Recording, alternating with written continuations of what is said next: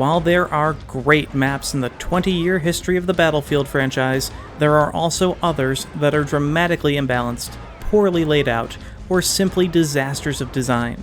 This is the story of the worst maps of Battlefield. Brusilov Keep is a simple design, so thankfully this one can be short. Based on the effective yet immensely costly Brusilov offensive of 1916, this Battlefield 1 map is a clash between the Russian and Austro-Hungarian empires. One thing I do need to note here is how I am choosing to discuss directions. The compass on the minimap indicates that the map follows an angled north-south direction, but the deployment menu is much easier to follow with its horizontal layout. So for the purposes of this video, pretend that north, south, east, and west align to this map. The landscape of Brusilov is not the most breathtaking in the game. In fact, it's rather bland, with the most notable natural features being a gigantic mountain in the south, so tall it's largely out of sight, and the Samara River, which runs downhill through the middle, creating a shallow valley. The rest of the set piece is a wintry environment with a light sprinkling of trees, minor trenches and fortifications, and clusters of homes and buildings on each side of the river. These homes are where the majority of the battle takes place, along with the ruins of the church, which sits the highest point along the eastern bank. Changes in elevation are minimal outside of the town, consisting of a few snow drifts here and there, the river shallows, and small hills along the southern border. The western side of the map is higher than the eastern half, and this has implications on the design's overall balance. The armored train track, which runs parallel to the map border on the north, has its own problems. Brusilov Keep is a 4-flag conquest map in an elongated diamond formation. Please never do this again. The nature of this layout is such that should one team take the 2 center flags, both sides can advance to a single front, whereas the team occupying the singular flag must simultaneously defend 2 fronts while attempting to break through. The close proximity of the center flags compared to the long journey from the edge flags means that attackers in this direction can be whittled away before making it to the capture radius. Defenders can respawn in time to eliminate attackers, and even if one center objective is neutralized, it can quickly be reinforced from the nearby point.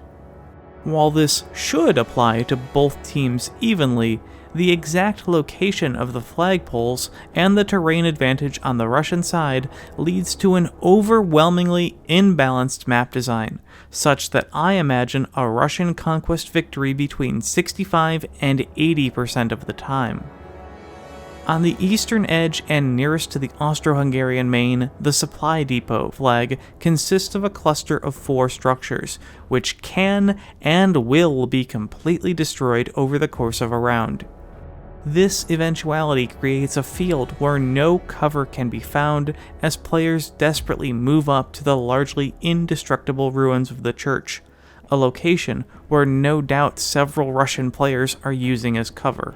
A structure of equal size and importance does not exist on the Russian side of the map, keeping the round heavily focused here. Although destructible, the Keep of the Ruins offers a high ground sniping position, enough to further annoy attackers at range. The church's position between the supply depot and the homes of the eastern riverbank creates a combat zone where players are pinned down and unable to advance to the northern bridge flag. Explosive spam and player clustering around the ruins creates a meat grinder effect, where only a handful of Austro-Hungarian forces can break through. From the east, the flag layout then splits to the north and south toward the river. One flag within the river itself, and the second slightly to the north on the bank between the 2 bridges. The layout of the Brcheza Bridge flag on the north is a massive blunder. It lies on an open slope with only a single boulder for cover on the east bank. While its capture radius comprises the length of both bridges, atop and below, Russian forces on the west bank have a clear line of sight at all times. This low valley allows the houses on the high ground to the west, where the Russian team respawn locations are, to provide this significant high ground advantage. Finally, over the course of the round, should the structures on the east bank be largely destroyed, even less cover is available on the approach to the flag.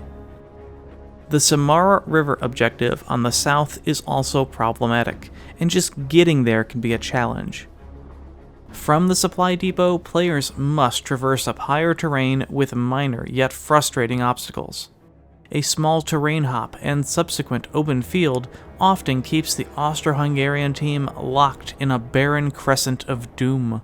A single house with a few lumber assets frequently provides a defensible forward position to Russian players, at least in the short term.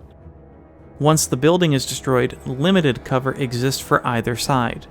However, in order to reach the river flag, the Austro-Hungarian team must funnel through a choke point on the riverbank. Twin canyons lock teams into another meat grinder and explosive spam fest, with defenders maintaining a significant advantage.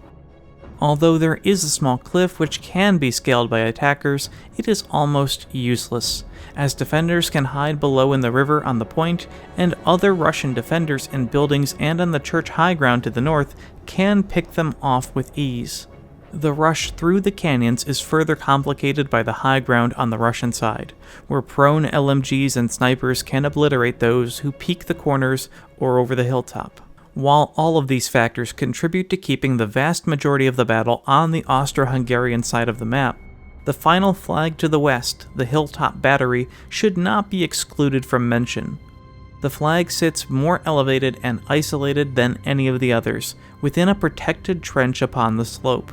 No major, indestructible asset comparable to the church sits between it and the center objectives, only a small group of houses.